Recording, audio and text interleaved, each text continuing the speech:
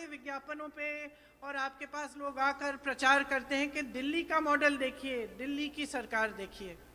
मत भूलिए मेरे भाइयों और बहनों, एक बार पहले एक ऐसे मॉडल का प्रचार हुआ था 2014 में, जब भाजपा की केंद्र में सरकार बनी थी तो गुजरात मॉडल के आधार पे बनी थी।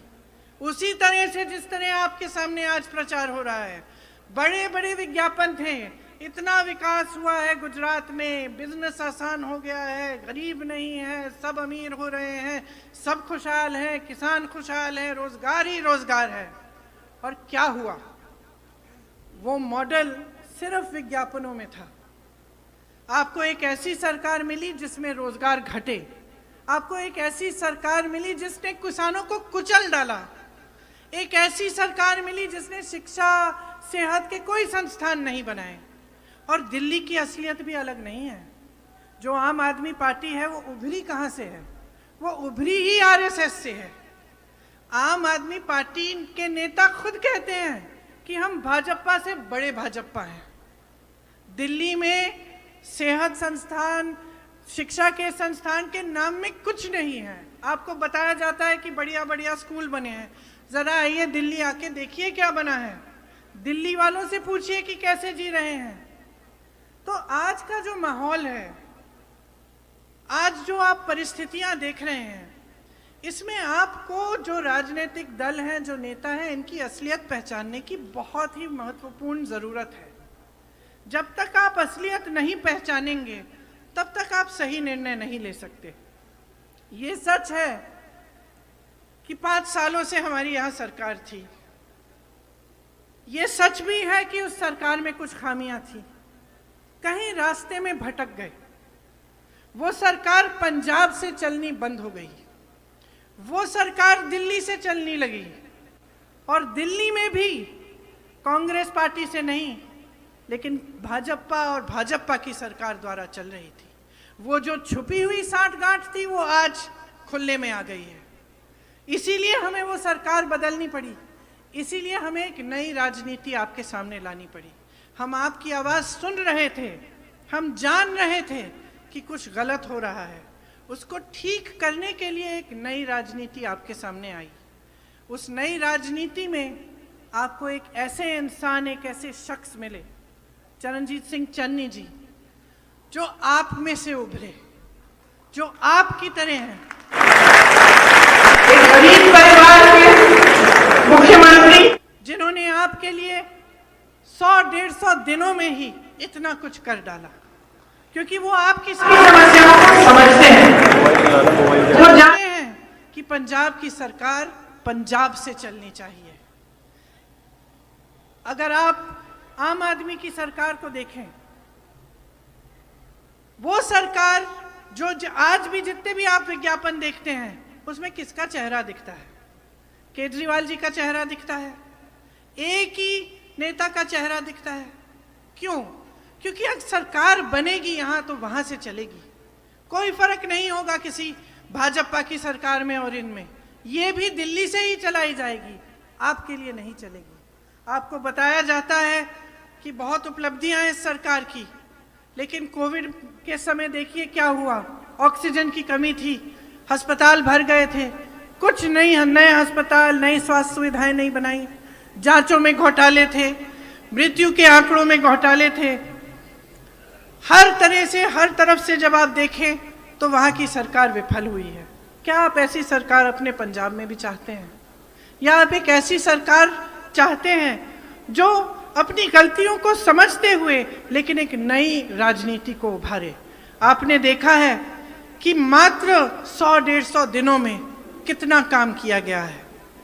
6400 करोड़ किसान के कर्जे माफ हुए, 1500 करोड़ के बिल माफ हुए, बिजली के बिल माफ हुए, किसानों को मुफ्त बिजली दी जा रही है, बिजली का रेट 3 रुपए यूनिट किया गया, औद्योगिक बिजली का रेट 5 रुपए यूनिट किया जा रहा है, पानी के दाम ग्रामीण इलाकों में घटाकर 50 रुपए प्रति माह के बन गए हैं।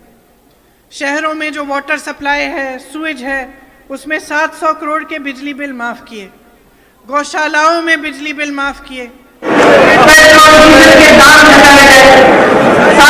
लाख जो कंस्ट्रक्शन के श्रमिक हैं उन्हें 3,100 रुपए दिए प्रतिमाह।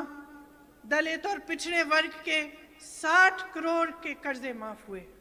दलित वर्ग के परिवारों को 200 यूनिट बिजली माफ की गई। रसोईया बहनों का मानदेय 3,000 रुपए प्रतिमाह बढ़ाया गया और 12 महीनों तक वेतन देना शुरू किया है। 33% सरकारी नौकरियों में महिलाओं के लिए ये सरकार आरक्षण देना चाहती है।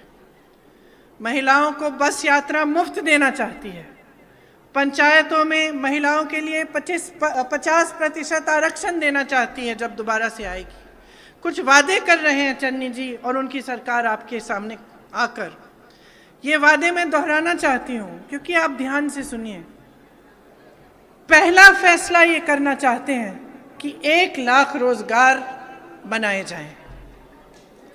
महिलाओं को प्रति माह 1,100 रुपए दिए जाएं ताकि उनका कुछ सपोर्ट हो।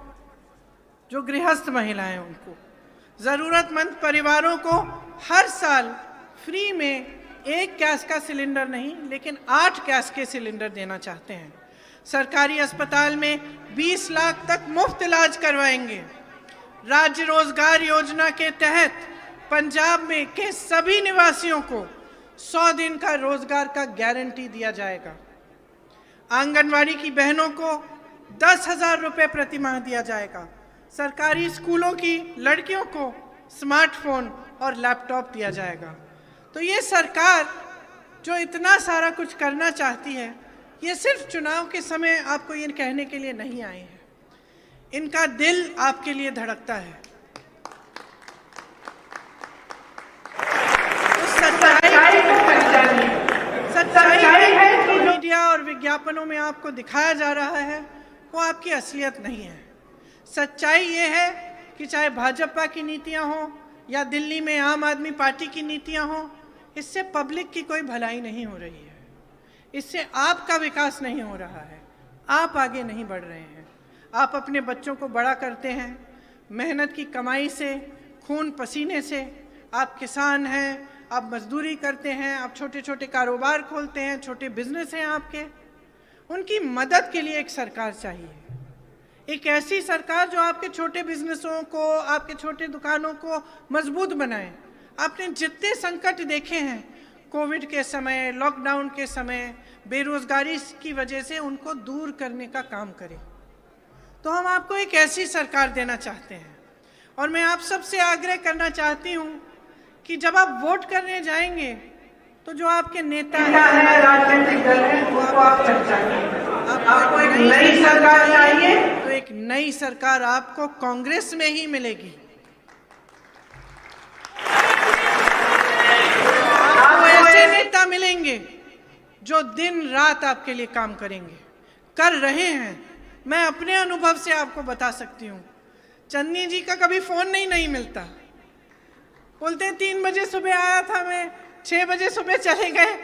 सुबह से शाम तक, सुबह होने तक आपके लिए काम करते रहते हैं। खुश होंगे ये बात सुनकर कि 3-4 बजे तक आपके लिए काम हो रहा है। उनको एक मौका दीजिए, आपके हित के लिए एक सरकार बनाने का एक मौका दीजिए। पंजाब को फिर से मजबूत बनाने का, उस पंजाबियत को जिस पर आप सबका गर्व है, हम सबका गर्व है, उसी को उभार के मजबूत बनाने का। यही मैं आग्रह आपसे करना चाहती हूँ।